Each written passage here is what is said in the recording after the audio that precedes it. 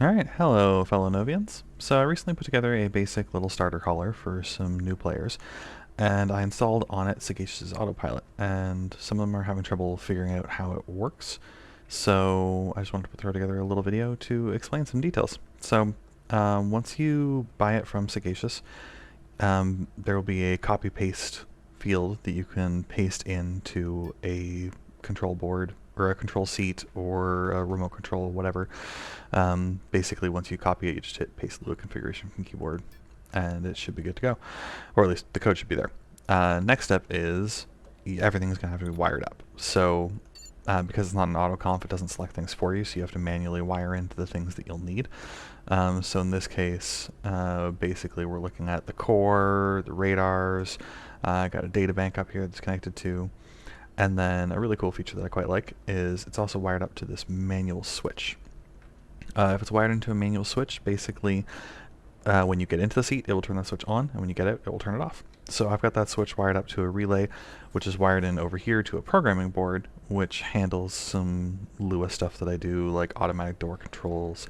I don't have any light controls on there right now, but I could. All kinds of cool stuff like that, and you can set it up so it basically will just like automatically work, which I think is pretty nifty. So that's it for wiring it up. So let's hop into it and take a look at what the setup will look like. So this is a fresh data bank. So when you first log in, or when you first fire it up, it's going to give you this little tutorial thing. Basic guidance, hold Alt, gives you your cursor, and then middle mouse button to click a cursor. So this is how you will always be interacting with Sagacious Autopilot. So now that we're here, there's all kinds of setup things that you can do. It's not a lot that you have to do. Most things are set pretty well for defaults. But like if you want your fuel gauges to be accurate, you can punch in the talents for the person who placed them, which for me I believe is this. Under the autopilot section, it by default has this slow auto level on, and basically what that means is when you take off, you hit G. When you twist your ship or pitch your ship, if you're not going very fast, it will automatically level you out. So if you're going more than 200 kilometers an hour, I believe is the limit, it will stop doing that. Personally, I don't like that feature because I do sometimes like to do things like angle straight up and then start launching, and it doesn't really let you do that really well. So I normally turn that off. However, there is also the altitude stabilization feature. So that happens by pressing B. So it tries to hold you at your current altitude, and part of holding at your altitude is it also needs to keep you level. So if you turn on altitude hold, it does a very similar job. Difference being if you get above where you hold your altitude to, it will pitch down. If you get below it, it will pitch up. But other than that, very handy. Another option in here is the brake land feature, which I always turn on. Without brake land on, basically when you're coming in for a landing, it will try and come down and land at an angle, which if you have a runway like this works, but my pad that I work on is actually down below here, so often I'm trying to get down there. So I really prefer to just come in above, parachute down. It's a little bit slower, but you less fear about obstacles, because like here, if I was coming in from one of the sides, it would be fine. But if I was coming in from that side, that would not be great, because I'd probably smash into that building at speed. So I generally just use brake land. Brake toggles here if you like it. I don't, so I'm going to leave it. Brake land speed is set to 100 kilometers an hour by default. I would suggest not changing that. Most ships, as long as you can parachute land, can handle stopping from 100 kilometers an hour. That basically just means if you're going 100k when you're coming straight down, as soon as the hovers detect the ground, it's going to slam on the brakes and fire up the hovers and the vert boosters and try and float you in. If you set it up much more than that, it's difficult for it to recover because it can only actually tell that there's ground coming once it gets within 50 meters of it. So like if I lower down here, if I try to lower down here, C, I thought C would work, apparently it doesn't. And then launch up. Once I clear above 50 meters, the hovers can't detect the grounds there anymore. So there's not really anything that it can do to try and slow you down before that. So I once tried it with my little pocket rocket, which has got like 14 Gs of brakes. I set it up to 200, and I didn't break anything, but it smacked it to the ground pretty hard. So I've got that one set up at 150 because it's got such strong brakes, but in general, I wouldn't advise setting it above 100. Smooth climb is good if your ship can't handle nosing up too fast. Then it will basically like try and climb up into space gradually. Basically that leverages your engines and your wings in order to try and get you out into space if your engines can't push you up on their own. And then we've got more settings here. So landing distance basically tells you it's a default for where it's going to try and land. Personally, this ship is pretty maneuverable, so I generally actually set this one right down to 0. So if we pop over to the Lua channel here and punch in 0, then it will try and land exactly on the spot that you give it. Cruise speed, my cross-section on the ship is not too bad, so I set this one up at 1250.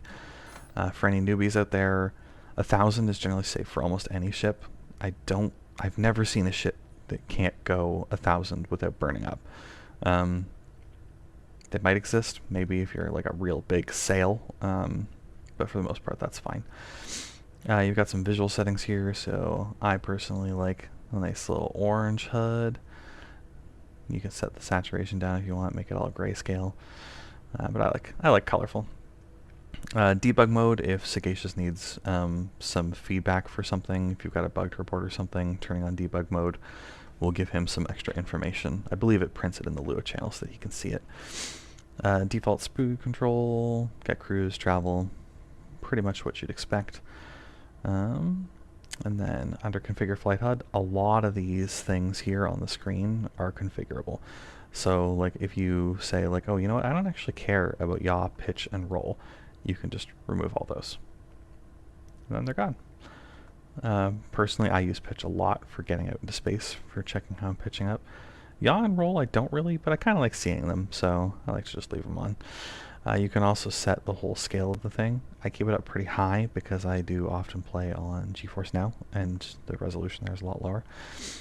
If you're finding that it's visually obstructing, you can also turn down the transparency here.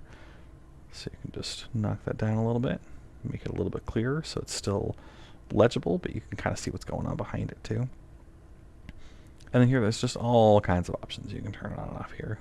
So like one here, the speed mode. So it tells me there it's got travel mode, Alt-R, to tell me that I can switch. Like I know what the key command is, I don't need that prompt there, so I can just turn that off.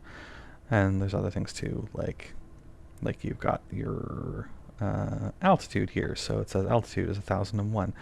I could turn the bar off and leave myself with just the number, or I could leave the bar on and turn the number off and have just the bar.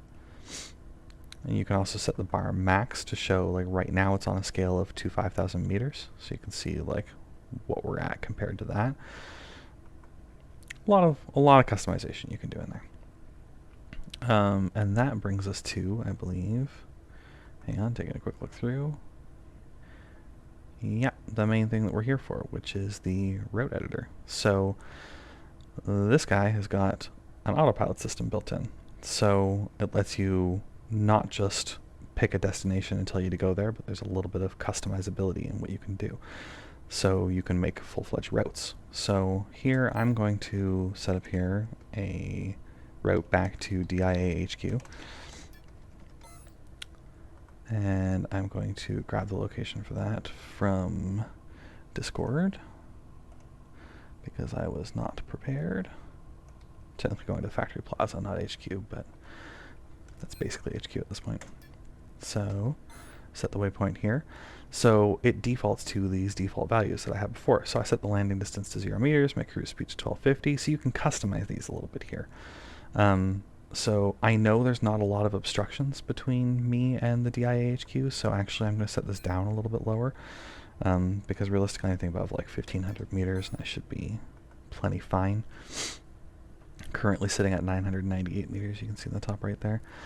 But you can change those. You can change those default settings. So here, right now it's set to automatically set for 60% of the overall altitude of atmosphere. So right now we're sitting at I mean less than that because it defaulted to 2900. So 2900 is 60% of the, like 60% of the way through the atmosphere. So that's what it defaulted to. You could set this a little bit lower, a little bit higher. Personally, I go planet by planet. In the Demeter release, they included the atlas.lua, and in that it actually includes how high the tallest piece of terrain on the planet is. So I generally like to give myself about a kilometer above that, mostly because when you're coming in from space, sometimes it dips a few hundred meters below the top point, and so I've almost grazed the peaks of mountains before when I didn't give myself quite enough clearance.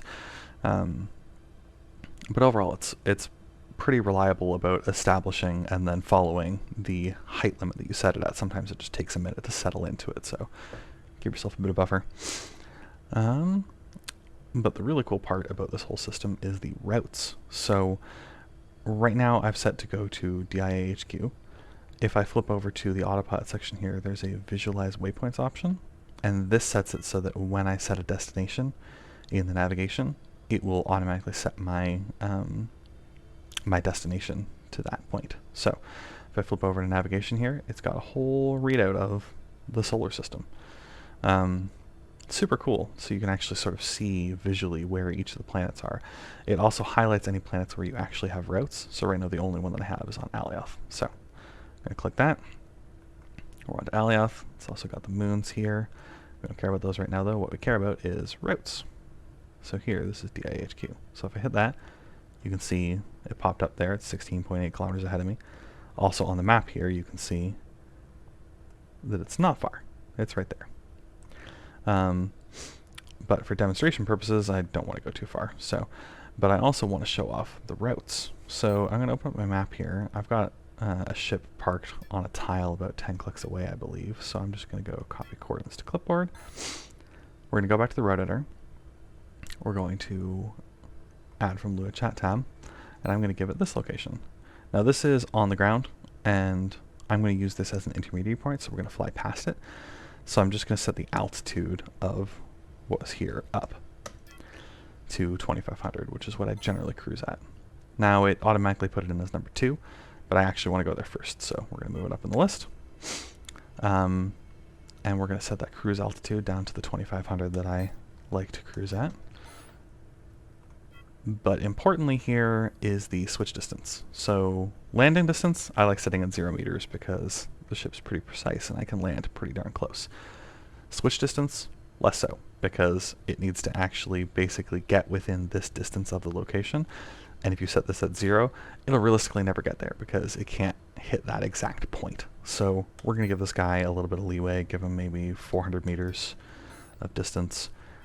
You got to be careful here because I've got my cruise altitude set at 2,500 meters, and the location of the destination is also 2,500 meters, so it should be able to hit it.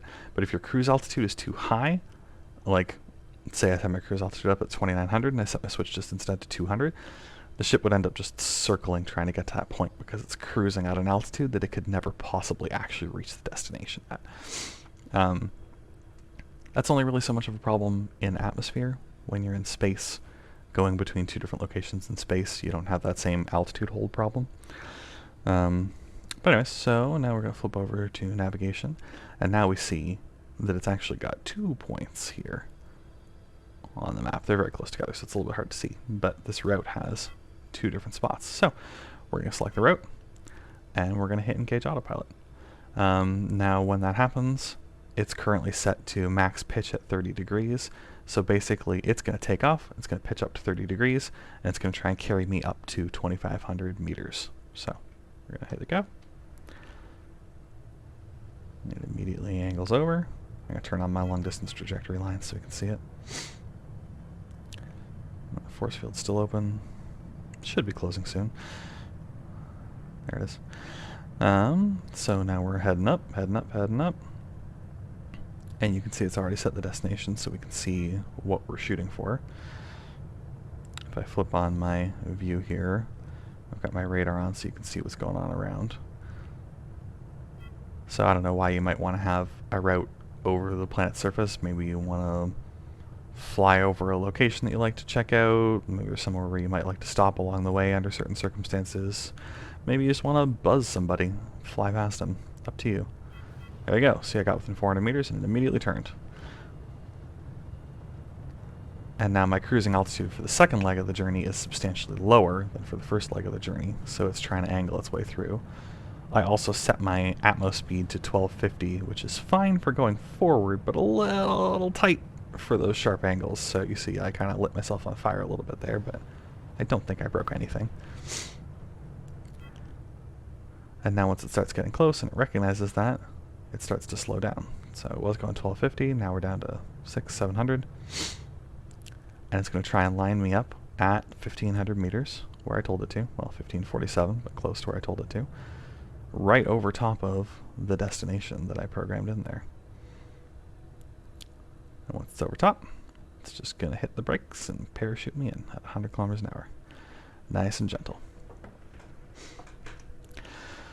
So yeah, that's basically the gist of the autopilot. It's super handy, and honestly, for things like mining, I absolutely love this 3D view of the planet. I know a lot of people don't really care for it, but once you end up with like a scattering of different locations on a planet that you like to go to, being able to just look at it here and just click on the one that you want to go to, particularly if you're doing something that's like distance or path related, right? Like I have 8 different mining unit locations on Tioma. And so I can just look at the map, and if I'm at one, I can be like, okay, well I'm here, and base is over here, but I've still got some room in my hold, so maybe I'll just stop by the one that's over here first before I come back. I find it to be super handy. And you can see that destination wasn't terribly well placed, but it nailed it. Just went right through that spot. So you can see the accuracy on this guy is very solid. And that's basically it for the autopilot. I don't think there's anything else I forgot. So yeah, hopefully that's helpful in getting some newer players set up and running in Sagacious Autopilot.